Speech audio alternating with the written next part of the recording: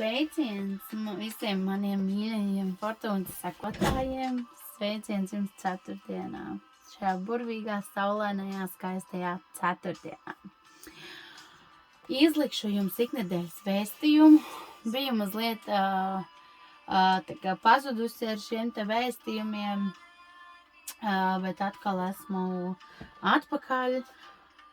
Šī vasara ir tiešām notikumiem bagāta un ar visu kaut ko, un es tikko izaudzināju un lēnām laidu uz mājām savus mazos audzēkņus, savus mazos mīļos kucēnus. Šķirnes kucēni tika izaudzināti, un es strādāju individuāli. Individuālos klientus es vienalga ņemu. Protams, man ir vairāk jāsaplāno savu ikdienu, bet ar individuāliem kaut vai es nelieku šīs iknedēļas vēstījumus.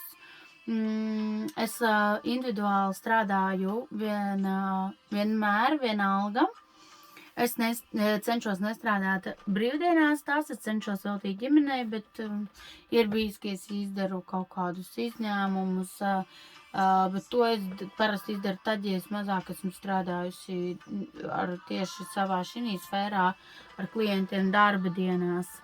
Bet tā ar individuālajiem klientiem es turpinu strādāt un strādāju, un paldies visiem tiem, kas ir uzticīgi man un griežas pie manis. Palīdzu vien, kā es spēju, bet nerunāsim te gari un ķersimies tātad pie lietas un izliksim tātad no 2. līdz 9.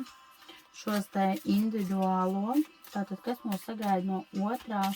septembra līdz 9. septembrim. Mēs esam iesoļojuši jau 1. septembrī, starp citu apsveicu visus, kas palaida skolā savus pirmklasniekus, arī es, starp citu, šogad palaidu savu mazo pirmklasnieci uz skolu.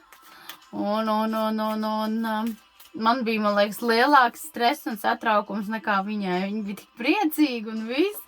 Man tas bija, un vēl viss pārējais. Paldies visiem, kas ir saprotoši un ir atbalstoši. Paldies visiem, uzticīgi seko man un klausās manas video. Un mans ieteikums, jo to visu es daru priekš jums, ne priekš viena cita, kā tikai priekš saviem sekotājiem. Paldies tie, kas ir uzticīgi un arī griežas pēc individuāliem padomiem. Gribēju pateikties visiem lielu paldies. Un tātad sāksim ar to, kas mūs sagaida no eņģelīšiem no 2. līdz 9. septembrim. Tātad no 2. līdz 9. septembrim.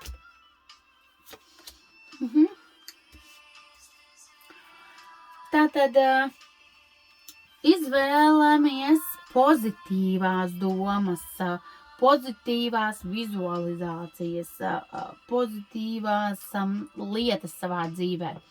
Tātad negatīvo visu prom, pārslēdzam sevi uz frekvenci, ko sauc pozitīvā enerģija, pozitīvās domas, pozitīvās vēlmes, kas atbilst visur. Finansēs, karjerā, izaugsmē, sevis mīlēšanā, sevis iemīlēšanā, jo arī tur mums ir jāizvēlas šī te pozitīvā izvēle, jo ļoti bieži cilvēkos tur, man tur riepiņa un mēs esam neapmierināti sev, mēs vienmēr tiecamies pēc kaut kā, bet mēs no sirds patiesi sevi nemīlam. Un tādā veidā mēs nodaram sev pāri, izvēloties domāt, ka mums ir vēl kaut kas jāuzlabo, un tikai tad es jutīšos labi, tikai tad es jutīšos mīlēt, tad es sevi mīlēšu, tad es sevi gribēšu. Nebūs tā, kaut vai jūs nometīsiet tos 2 kilogramus, jums liksies vienalga, kad kaut kas nav tā, kā tas ir nepieciešams. Tāpēc pozitīvas domas, ir visur pozitīva enerģija, jauni sākumi, bet uz pozitīvas nots, un mēģinam jebkurā situācijā atrast šo te pozitīvo un nestrept karstu un uzreiz, teiksim, nerisināt šo te negatīvā, bet vienkārši mēģinam to atrisināt pozitīvā ceļā. lai tas viss atrisinātos.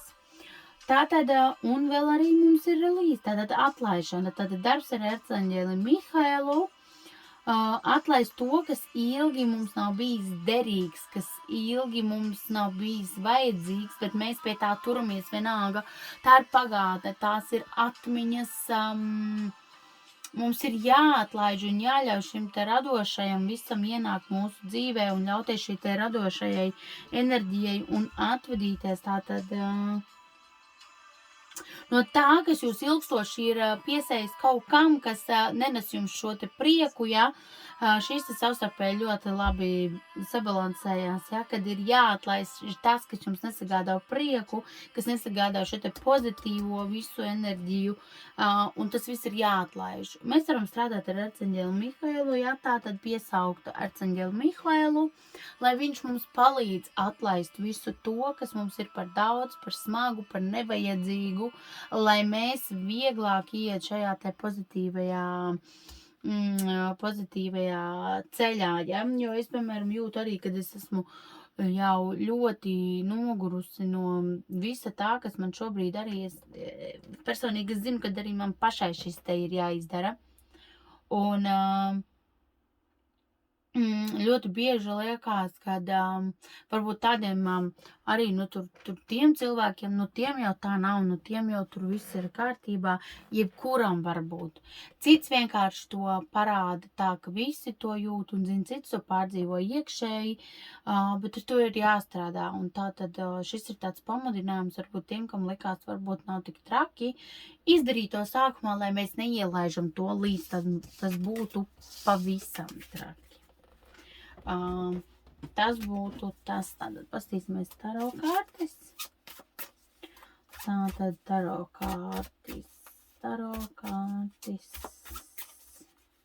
Ko mums vēl teikt? Tātad taro kārtis, taro kārtis, man te uzkārās bišķiņ. Tā, mūzika uzkārās, tātad taro kārtis. Tā.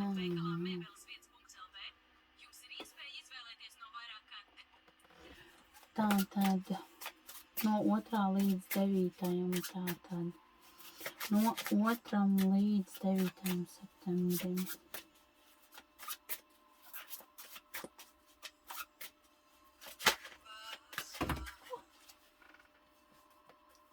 Kāds tāds pašas runā.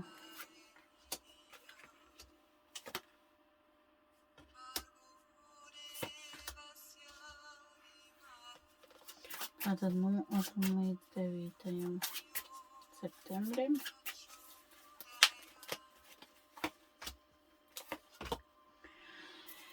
Tātad šajā te laikā jāpievērš ar uzmanību savai veselībai tieši sirds rajonā. Tātad, jā, ļoti daudziem var būt ļoti smagi sajūta sirds rajonā, kaut nospiests, tātad krūškurvis, un viss šī arī ir šī te atlaišana. Ir jāatlaiž, ir par daudz ir sakrāts, par daudz ir paņemts uz šajā te rajonā. Kādam tas var izpausties pat visam nopietnās, tātad, jā, pārdzīvojumi. Arī tas saistās ar to, kad ļoti daudz var atklāt krāpšanas gadījumus, jā, diemžēl šādas te veidi sirdsāpes un jebkuras citas sirdsāpes un zaudējumi, kas skar tātad arī mīlestības fronti, jā. Un tātad tā.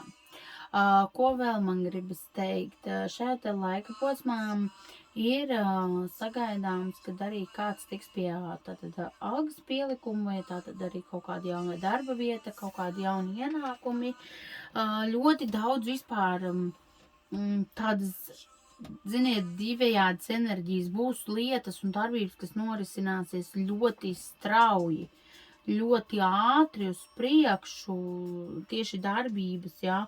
Un tajā pašā laikā atkal kaut kas tiks iepauzēts, kaut kas atkal apstāsies, tā kā iesprūdīs. Bet katrā ziņā mums būs jāpieņem šie te lēmumi.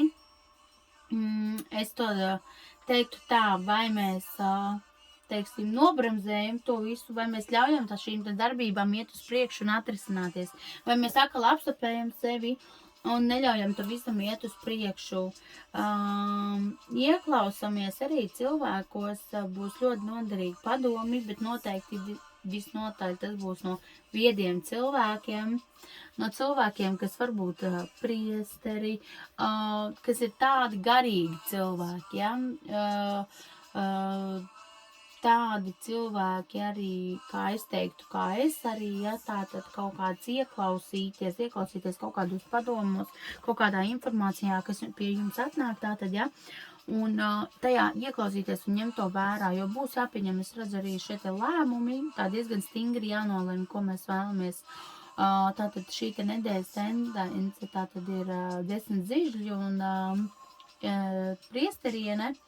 Tātad tas ir par intuīciju, ja, tas ir, kad mēs esam uzņēmušies daudz par daudz, mēs esam paņēmuši, izspieduši no sevis maksimumu, mēs to jūtam, bet mēs vienalga nedaram neko, lai mēs to mainītu, mēs vienalga ejam un īstenībā mēs jau zinām, kas ir tas pareizākais priekš mums, bet mēs vienalga ejam un daram kaut ko vienkārši tāpēc, lai to darītu, bet uzņemoties par daudz visu, arī notiek šīs te iekšējās izdegšanas, arī šīs te sirdsāpes no tā rodas, arī šī te neskaidrība no tā rodas, un visas šīs te sajūtas un ļoti izteikti arī upura loma šeit,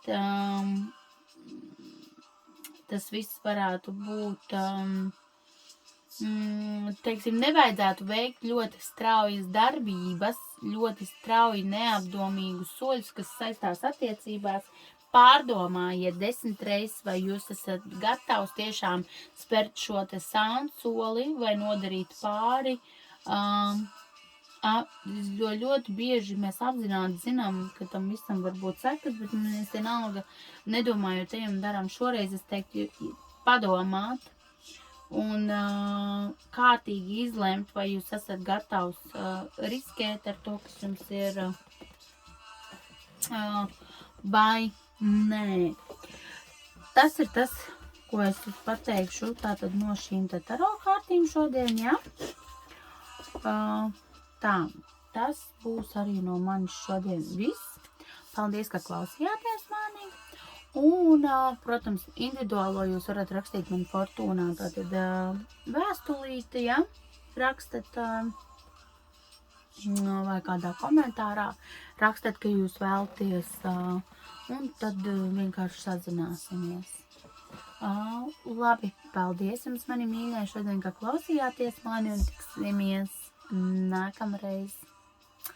Tā!